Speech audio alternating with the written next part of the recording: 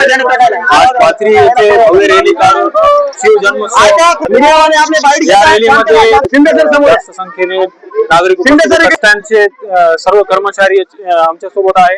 त्यांचे जाणून घेऊन आज रॅली काढण्यात आली आणि हे भव्य प्रदर्शन करण्यात आलं. त्याच्याबद्दल आपण काय सांगा? बघा, मागील 20-25 वर्षापासून मी सामाजिक जीवनामध्ये काम करतो आणि अशाच पद्धतीनं सेलू मध्ये आम्ही राज्यस्तरीय कृषी प्रदर्शन घेतलेले आहे. छत्रपती शिवाजी महाराजांच्या जन्माचं औचित्य साधून आम्ही बघत होतो. कालपासून पाथरी शहरामध्ये आम्हाला पाहिजे त्या पद्धतीचं वातावरण जाणवत नव्हतं, म्हणून आम्हाला ही खंत मनाला आम्हाला वेदना सहन होत नव्हत्या व आम्ही सर्व कर्मचाऱ्यांनी मिळून काय करता येईल नाविन्यपूर्ण उपक्रम हे ठरवलं आणि मशाल रॅली हा आमच्या डोक्यात सुचलेला एक उपक्रम होता. मग आता मशाल रॅली म्हणल्यानंतर आम्हाला सर्व कर्मचारी आमचे ड्युटीला जातात. सर्व कर्मचारी एका जागेवर थांबत नाहीत. आमच्या ड्युट्या तशा आहेत, त्यामुळे जेवढे कर्मचारी उपलब्ध होतील तेवढे कर्मचारी. आणि मग आम्ही हा प्रस्ताव साई निवासी गुरुकुलचे संचालक श्री प्रल्हाद शिंदे सर यांच्या समोर मांडला.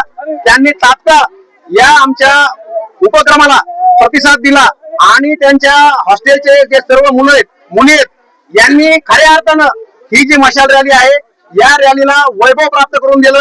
आणि हा जो डोळ्याचे पारणे फेडणारा कार्यक्रम पाथरी या शहरामध्ये झालेला आहे, याचं सर्व श्रेय पाथरी आगारातील जे सर्व माझे सहकारी बांधव कर्मचारी आहेत त्याच पद्धतीनं साई निवासी गुरुकुलचे संचालक श्री प्रल्हाद शिंदे सर यांचंही तेवढं सहकार्य आहे असं मी या ठिकाणी सांगतो.